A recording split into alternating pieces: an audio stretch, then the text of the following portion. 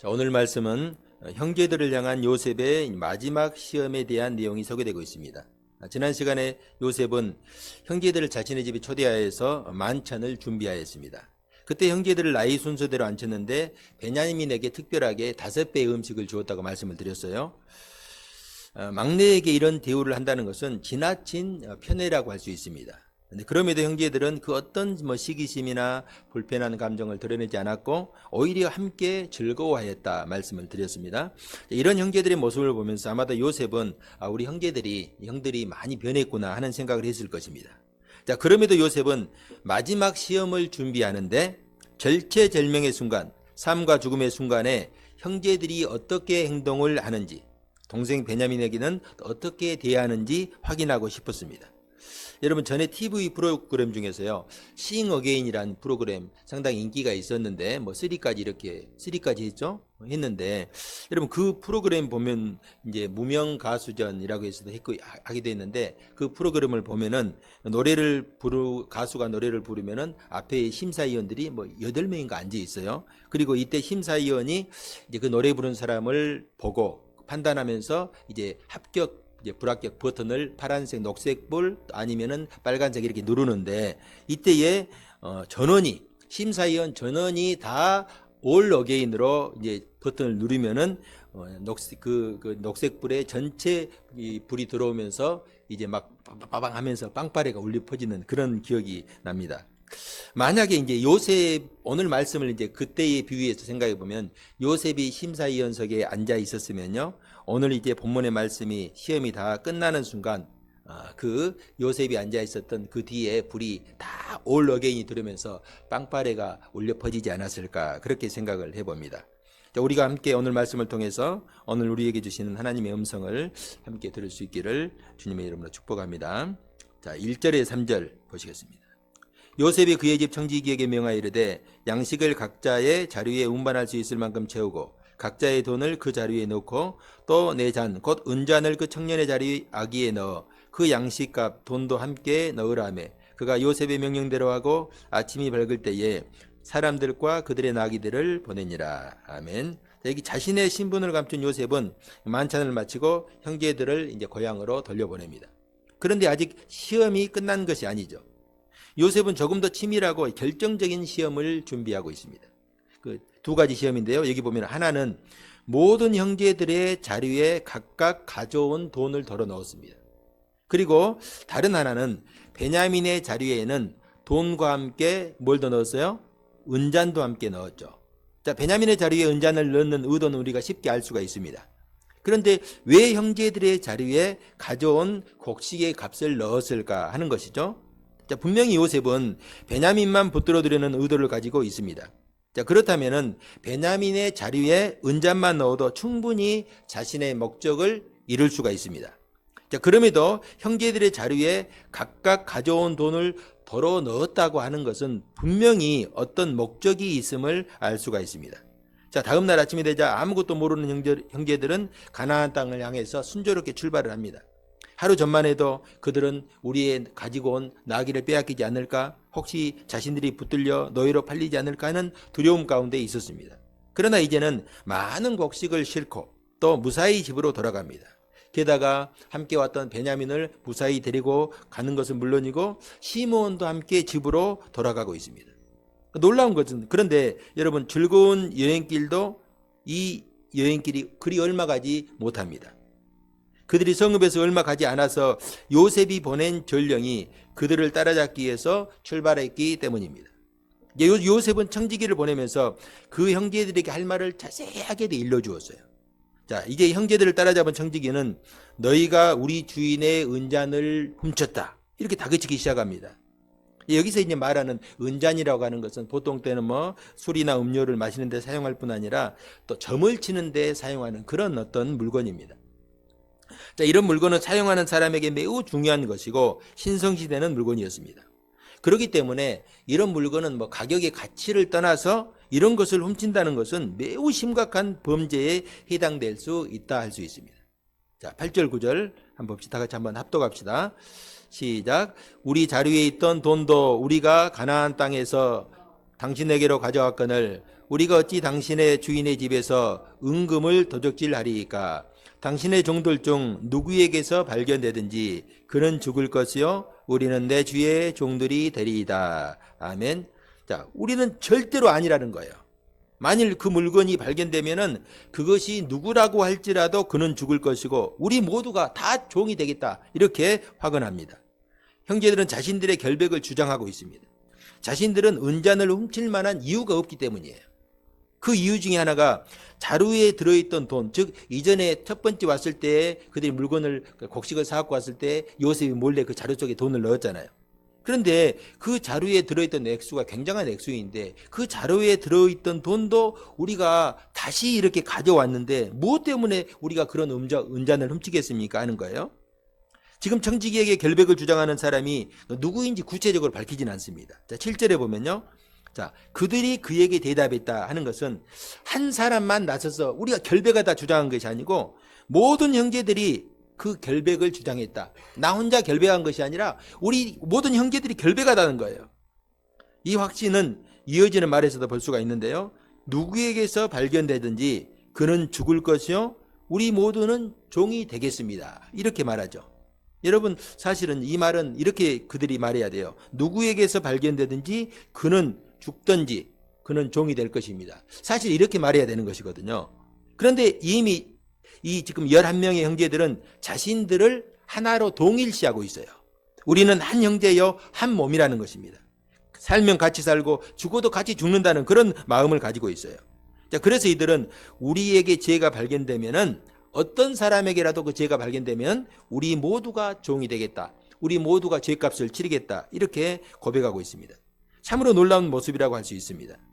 이에 청지기는요, 형제들의 말을 듣고 누구에게서 발견되든지 너희 말대로 하지 않고 다만 그 사람에게 죄를 물을 것이지만 다른 사람들은 내가 죄를 묻지 않겠다. 이렇게 말을 하죠. 자, 11절 12절. 그들이 각각 급히 자루를 땅에 내려놓고 자루를 각기 푸니 그가 나이 많은 자에게서부터 시작하여 나이 적은 자에게까지 조사하며 그 잔이 베냐민의 자리에서 발견된지라. 그들이 옷을 찢고 각기 짐을 나귀에 싣고 성으로 돌아가니라. 아멘. 자, 큰형 루벤부터 둘째 시몬 자루를 풀어 조사하자 결국은 누구에게서 은잔이 발견되었습니까? 베냐민의 자리죠. 자, 여기서 우리가 좀 그 당시 상황을 다시 한번 생각해 볼 필요가 있습니다. 자, 1절 2절을 한번 다시 한번 봅시다. 자, 요셉이 그의 집 청지기에게 명하여 이르되 양식을 각자의 자루에 운반할 수 있을 만큼 채우고 각자의 돈을 그 자루에 넣고 또 내 잔 곧 은잔을 그 청년의 자루 아기에 넣고 그 양식값 돈도 함께 넣으라 하며 그가 요셉의 명령대로 하고. 아멘. 자, 여기 보면요, 형제들의 자루에 제일 먼저 양식을 넣었죠. 그리고 또 그 다음에 뭘 넣었어요? 각자 가져온 양식의 값 돈도 넣었어요. 그 마지막에는 베냐민의 자루에는 특별히 돈과 함께 은잔도 넣었어요. 자, 우리가 보는 성경이 개역 개정판 성경이거든요. 이 개역 개정판 우리 성경에는 이 보면은 1절 하반절에 보면은 각자의 돈을 그 자루에 넣었다 이렇게 번역하고 있지만은 표준 새번역 성경과 공동번역 성경을 제가 보니까 이렇게 해석을 합니다. 각 사람의 돈도 그 자루 아기에 넣었다. 그냥 밑에 곡식 자루에 밑에 깊숙이 감춘 것이 아니라 자루만 끝만 풀면은 바로 볼 수 있는 아기에다 넣었다는 것입니다. 자, 그렇다면은 자, 청지기가 형제들의 자루를 이제 첫 번째부터 검사를 하는데 자루를 넣었어요. 곡식 자루를 넣었어요. 그러면 자루를 넣으니까 그 자루 아기에서 뭐가 보이겠어요? 그 돈이 보이겠죠. 돈을 분명히 봤을 것입니다. 그런데 형제들도 이제 루벤도 내 자루를 여니까 볼 것 아닙니까? 열었어요. 뭐가 있어요? 돈이 있어요. 그러니까 루벤의 입장에서 어떻겠어요? 얼마나 놀랐겠어요? 아주 기겁을 할 일이죠. 또 둘째 자루도 열어보니까 거기에도 또 돈이 들어있는 거예요. 여러분, 그때의 형제들의 표정과 심정을 한번 생각해 보시기 바랍니다. 이것은 더 이상 변명의 여지가 없어요. 첫 번째, 지난번에도 이런 사건이 있었는데 지금 또 반복적으로 그런 사건이 일어나는 것입니다. 그런데요, 더 이상한 것이 있어요. 그것은 청지기가 자루를 열고 뭘 봤어요? 돈을 봤어요. 그런데 그것을 봤으면은 그걸 가지고 따져야 되는데 그것에 대해서 아무런 언급을 않는 거예요. 그것이 더 환장을 노리시죠. 이걸 물어봐야 되는데 형제들의 입장에서는 그냥 어안이 벙벙할 노릇이 이게 지금 어떻게 된 일인가 그저 두려움만 가득할 뿐이죠. 자, 여기에서 한 가지 더 막내 베냐민 자료를 넣어보니까 돈만 있는 것이 아니라 거기에 뭐가 있어요? 은장까지 같이 있는 거예요. 성도 여러분, 저 이 본문에서 지금 이 본문에 대해서 이 말씀에 대해서 성경도 침묵하고 그러기 때문에 많은 목사님들이 이 부분에 대해서 좀 침묵하는데 저는 이 부분을 가지고 좀 묵상을 해봤습니다. 왜 하나님께서 이렇게 행하시게 하셨을까? 왜 요셉은 형제들의 자루에다가 돈을 다 넣게 했을까? 뭐 첫 번째 시험 때는 그 돈을 이제 형제들에게 주어가지고 다시 곡식을 사올 때 또 사용할 수 있도록 그런 배려해 줬는데 지금은요 그런 의도가 아니거든요. 어차피 그들이 잡혀서 다시 올 것을 알고 있어요. 돈을 넣을 이유가 하나도 없다는 거예요. 성도 여러분, 만약에 말입니다. 하나님께서 우리 한 사람 한 사람에게 우리의 죄를 물으시면은 우리가 어떻게 될까요? 형제들의 자루에 있는 돈처럼 우리의 마음의 자루를 열면요, 우리의 마음속에는요 죄로 가득 차 있을 것이에요. 베냐민만 죄가 있는 것이 아니라 모든 형제의 자루에 돈이 다 들어있잖아요. 마찬가지로 우리의 내면 속에 정말로 다른 사람들에게 보여주고 싶지 않은 많은 죄악들이 들어있는 거예요. 그럼 성경은 지금 무슨 말을 하려는 것일까요? 우리 안에 들어있는 죄를 잊지 말라는 거예요. 우리가 어떤 존재인지 잊지 말라는 것입니다. 자루에 은잔이 없다고 돈까지 없는 것은 아닙니다. 다만 하나님이 당장 그것을 꾸짖고 심판하지 않을 뿐이에요. 결국 우리는 하나님 앞에서 그리고 사람 앞에서 겸손할 수밖에 없어요. 지금 다른 형제들이 지금 은잔을 베냐민의 자리에서 은잔이 나왔다고 베냐민에게 너 이거 어떻게 된 것이냐? 너 지금 이 은잔 왜 내 자리에서 있느냐? 이렇게 말할 수 있는 상황이에요? 말할 수 있겠어요? 말할 수 없겠어요? 자리에 돈은 자기들 자리에 돈이 없고 이 베냐민 자리에서만 은잔이 나왔으면 그 말을 할 수 있죠. 그런데 은잔도 중요하지만 지금 자기들 자리에서도 돈이 나와버렸거든요. 그러니까 베냐민에게 말을 하고 말 것이 없어요.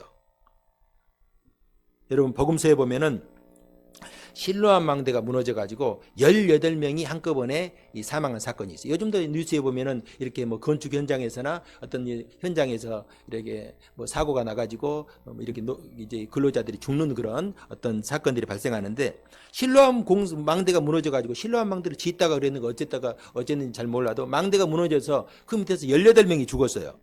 이때 제자들이 예수님께 이렇게 말합니다. 주님, 실로암 망대가 무너져가지고 18명이나 죽었답니다. 왜 이제 제자들이 주님께 이런 말씀을 하냐 그러면은 당시 사람들의 이 머릿속에는요, 인식 가운데는 누군가 어떤 사고를 당해 죽는다거나 불행한 일을 만나면은 그 사람에게는 죄가 있기 때문이다. 이렇게 생각을 하고 있었어요. 그래서 제자들이 예수님께 그런 의도로 묻는 거예요. 아, 그런 사람들이 그렇게 죄가 있어서 죽었을까요? 이제 그런 의도로 묻는 거예요. 그래서 예수님께서 뭐라고 말씀하셨어요? 그 사람들이 너희보다 죄가 더 많아서 죽은 것이 아니다. 너희도 회개하지 않으면 그와 같이 망할 것이다. 여러분, 우리 역시 마찬가지예요. 모든 사람들에게는 피할 수 없는 죄들이 다 있어요.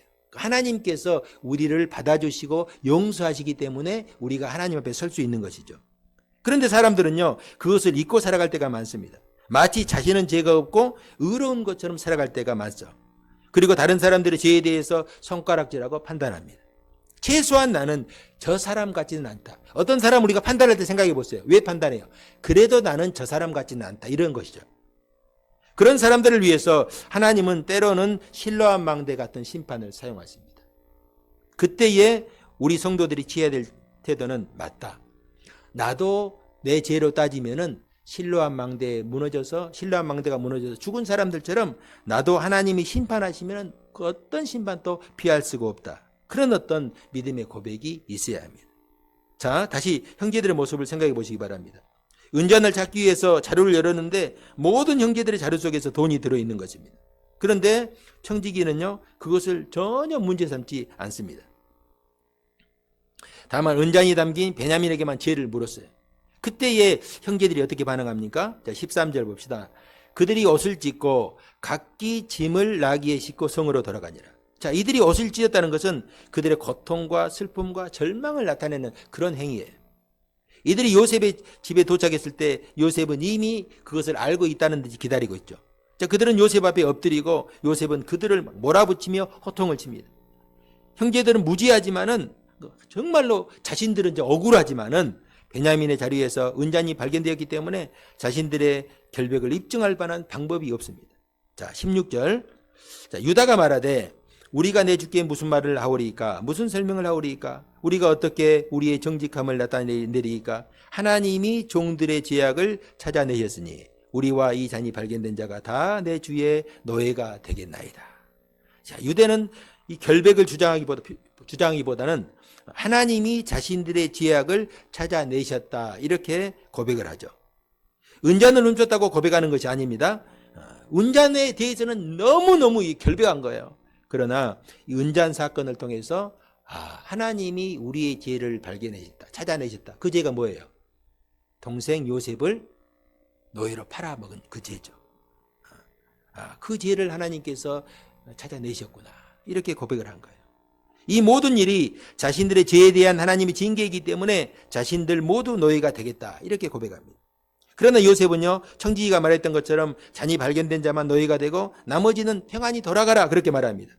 자, 이에 이제 유다가 형제들을 대표해서 총리에게 탄원을 합니다. 자, 이제 18절부터요 마지막 34절까지가 유다가 그 총리에게 탄원을 하는 내용인데, 이 탄원의 내용은요 구약에서 가장 감동스러운 감격적인 호소문이라 이렇게 인정되는 말씀입니다. 자, 이 탄원의 내용을 한번 보시기 바랍니다. 이렇게 시작되고 있어요. 우리에게는 아버지가 계신데 그분은 노인입니다. 얼마 남지 않은 노인입니다. 그 노년에 얻은 아들이 있는데 형은 죽고 그의 어머니가 죽으면서 낳은 아들뿐입니다. 자, 이전에 총리께서 이 아이, 베냐민 말이죠. 베냐민을 데리고 오라고 했는데 그때 이 아이는 그의 아버지를 떠날 수 없었는데 만약에 그가 아버지를 떠나면은 아버지가 죽을 수 있기 때문입니다. 그때 이제 총리님께서 우리 막내 아우를 데리고 오지 않으면은 내 얼굴을 보지 못하리라고 하셨는데 우리가 그 사실을 아버지에게 다 말씀을 드렸지만은 아버지가 허락을 할 수가 없었어요. 왜? 아버지와 동생의 생명은 연결되어 있기 때문에 동생을 우리가 데려오면 아버지가 죽을 수 있는 그런 상황이다. 그런 것이죠. 그때 우리 아버지가 이렇게 말씀했습니다. 자, 하면서 이제 또 유다가 계속해서 말씀을 드리는데 27절에서 29절 한번 제가 봉독합니다. 자, 주의 종 우리 아버지가 우리에게 이르되 너희도 알거니와 내 아내가 내게 두 아들을 낳았으나 하나는 내게서 나갔으므로 내가 말하기를 틀림없이 찢겨 죽었다 하고 내가 지금까지 그를 보지 못하거늘 너희가 이 아이도 내게서 데려가려 하니 만일 죄가 그 몸에 미치면 나의 흰 머리를 슬퍼하며 수월로 내려가게 하리라 하니. 자, 여기 보면 이것은 지금 야곱이 원래 야곱이 자기 아들들에게 한 말이잖아요. 그런데 지금 이 말을 유다가 대신 아버지가 했던 말을 누구에게 해주고 있어요? 요셉에게 해주고 있잖아요. 그러니까 그 말씀을 한번 자세히 보시기 바랍니다. 자, 형제들은 야곱에게 지금 야곱을 이제 일으키기를 우리 아버지라고 부르죠. 자, 27절에 보면 주의 종 우리 아버지가 우리에게 말씀하신 거 이렇다 그거예요. 여러분, 이 지금 유다가 이 아버지를 가리켜서 아버지는 우리 아버지입니다. 이 말은 우리도 아버지에게 아들이고 싶은 그런 아들들이라 그거예요. 그런데 아버지는 그렇게 생각하지 않는다는 거예요. 그럼 어떻게 생각해요? 27절 중반절에 보면 너희도 알거니, 아버지가 한 말이에요. 너희도 알거니와, 아버지가 지금 아들들에게 한 말이에요. 너희도 알거니와 내 아내가 내게 두 아들을 낳았다. 이 무슨 말입니까? 이때까지도 야곱은 여전히 라헬만 자신의 진짜 아내로 생각하고 있다는 거예요. 그리고 아들도 요셉과 베냐민만 자기의 진짜 아주 사랑스러운 아들로 생각하고 있었다는 거예요. 그것도 지금 이 말을 누구에게 하고 있어요? 자신의 아들들에게 그런 말을 했다는 거예요. 내게 두 아들을 낳았다는 것입니다. 버젓이 지금 12아들이 앞에 있는데 라헬이 낳은 요셉과 베냐민만 아들처럼 그렇게 항상 생각하고 그렇게 말을 했다는 거예요. 그런데 지금 이 말을 지금 누가 누구에게 하고 있는 거예요? 유다가 누구에게 하고 있어요? 요셉에게 이 말을 하고 있죠. 여러분, 지금 이 말을 아버지가 평소에 아들들에게 한 말인데 이 말을 지금 유다를 통해서 요셉이 듣고 있어요. 여러분, 이 말을 요셉이 들으면서 무슨 생각을 했을까요? 나만 아픔이 있는 것이 아니라 형제들에게도 이런 아픔이 있었구나. 이 형제들의 입장에서 그 말을 들어보니까 형제들이 얼마나 그동안 마음고생을 했을까, 마음이 아팠을까. 형제들이 왜 나를 그렇게 미워했는지 어렸을 때는 몰랐는데 이제 내가 형님들의 말을 들어보니까 형님들에게도 그런 아픔과 상처가 있었구나. 아버지에게 그런 상처를 받았구나. 그리고 나의 행동이 그런 상처를 주었겠구나 하는 생각을 하고 있어요. 이제까지 요셉은 나만 피해자이고 나만 억울하다고 생각했는데 지금 보니까 형제들도 피해자이고 상처를 가지고 있다는 것을 알게 된 것입니다. 무슨 말입니까? 하나님은 이 시험의 과정을 통해서 요셉의 형제들뿐만 아니라 요셉의 마음속에 있는 그 상처까지도 치료해 주시고 있다 하는 것입니다. 하나님은 이 고난의 과정을 통해서 장차 이스라엘을 세우실 12지파를 세우실 요셉의 10대 아들들을 하나님의 거룩한 자녀, 하나님의 백성으로 세워가신다 하는 것입니다. 자, 30절 31절 합독합시다. 시작. 아버지의 생명과 아이의 생명이 서로 하나로 묶여 있거늘 이제 내가 주의 종 우리 아버지에게 돌아갈 때에 아이가 우리와 함께 가지 아니하면 아버지가 아이의 없음을 보고 죽으리니 이같이 되면 종들이 주의 종 우리 아버지가 흰머리로 슬퍼하며 수월로 내려가게 함이니이다. 아멘. 자, 지금 유다의 관심은요 오직 아버지에게 있어요. 집에 계신 아버지. 내가 동생 베냐민을 데리고 가지 않으면 아버지에게 어떤 일이 생길지 모릅니다. 아버지가 죽을 수도 있습니다. 라는 것이죠. 여러분 사실 이것은요 놀라운 일이라 할 수 있어요. 놀라운 변화예요. 형제들이 요셉을 노예로 팔아버린 이유가 무엇이에요? 아버지 때문이었죠. 아버지가 요셉을 편애하는 것이 싫어서 아버지를 어떻게 하면 그냥 골탕 먹일까? 아버지에게 복수하고 싶은 그런 마음이 있었어요. 그래서 아버지가 싫고 그런 아버지의 편애를 독차지 않은 요셉도 싫었어요. 여러분 이 형제들이 요셉을 이렇게 노예로 팔 때 얼마나 요셉이 울고불고 난리를 쳤겠어요. 형들 다리 붙잡고 살려달라고. 그런데 이 형제들은 그때에는 요셉이 울든지 말든지 노예로 팔려가든지 말든지 그 일로 인해서 아버지가 어떤 고통을 당하는지 그들은 아무런 관심이 없었어요. 당장 그들이 원하는 것은 그런 아버지가 싫었고 그런 요셉도 싫었던 거예요.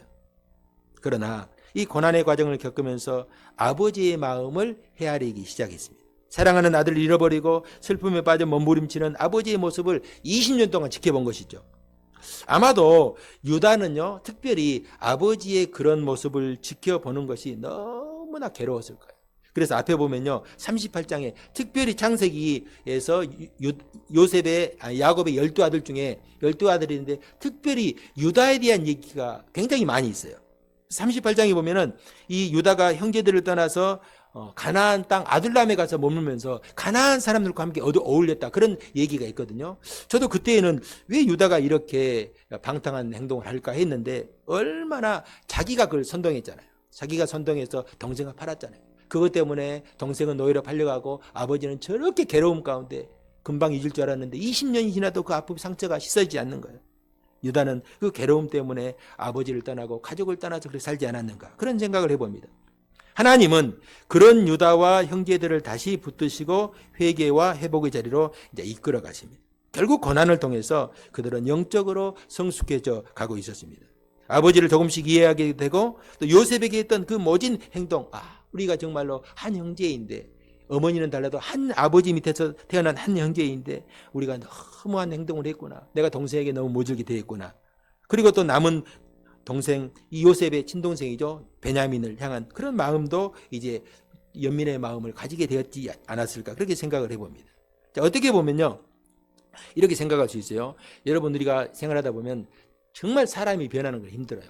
제가 저를 봐도 그러고 사람들이 이렇게 신앙생활하면서 또 성도들과 함께 생활하면서 정말 사람이 변하는 것은 쉽지 않다. 그런데요 하나님은 가능해요. 하나님은 사람은 할 수 없지만 하나님은 가능한 거예요. 여러분 이렇게 유다가 변하고 또 루벤이 변하고 모든 형제들이 변할 수 있었던 것은 모든 것이 하나님의 은혜이고 역사 안에 있기 때문입니다. 여러분 하나님은 우리를 불러주시고 그냥 나 몰라라 너 이제 구원받았지 너 이제 알아서 살아라 이렇게 우리를 방관하신 하나님이 아닙니다. 우리를 부르신 하나님은 우리를 정결하게 씻어주시고 우리를 의롭다 하시고 또 우리를 날마다 붙들어주시고 성화의 과정을 걷게 하시는 거예요. 우리가 주님 앞에 설 때까지 우리의 손을 붙들어 주시고 떠나지 아니하시고 끝까지 성화의 과정을 걷게 하시고 마침내 영광의 나라에 들어갈 때까지 우리와 동행해 주십니다. 마치 이스라엘 백성들이 애굽에서 출애굽하여서 40년 동안 광야를 지났잖아요. 40년 동안 광야를 지나면서 그들이 고난 가운데 역경 가운데 광야 생활을 했지만은 하나님은 하루도 그들을 떠난 적이 없어요. 낮에는 구름 기둥, 밤에는 불 기둥으로 그들이 가나안 땅에 들어갈 때까지 함께 하셨어요. 그들이 필요한 것을 먹이시고 입히시고 함께 하셨죠. 자, 다시 한번 유다를 보시기 바랍니다. 자, 32절, 33절. 주의 종이 내 아버지에게 아이를 담보하기를 내가 이를 아버지께로 데리고 돌아오지 아니하면 영영이 아버지께 죄를 지리이다 하였사오니 이제 주의 종으로 그 아이를 대신하여 머물러 있어 내 주의 종이 되게 하시고 그 아이는 그의 형제들과 함께 올려 보내소서. 아멘. 자, 유다가 베냐민을 위해서 어떻게 해요? 자신의 생명을 내놓습니다. 자, 베냐민 대신 내가 종이 되겠다. 내가 노예가 되겠다 하는 거예요. 여러분, 이건 정말로 놀라운 역사라고 할 수밖에 없어요. 하나님은 이처럼 유다 같은 사람도 하나님의 사람으로 변화시켜 주십니다. 여러분, 유다가 어떤 사람이었어요? 방금 전에도 앞에서 말씀드렸듯이 이 창세기에 보면요, 유다는요 여러 가지 사건과 얽혀 있는 장본인이에요. 첫 번째는요, 동생 요셉을 이 애굽에 내려가는 상인들에게 팔자고 선동한 사람이 누구예요? 유다죠. 유다가 선동했어요. 유다가. 형은 루벤은 어떻게든지 그냥 동생을 구해서 아버지에게로 돌려보내려고 했는데 우리가 이놈 팔아버리자 해가지고 선동한 사람이 유다예요. 그러니까 형제들 중에서 가장 아주 강팍한 마음을 가지고 있었던 사람이 유다라는 말이에요. 그 마지막으로 유다는요, 자신의 며느리가 누구였어요? 다말이죠.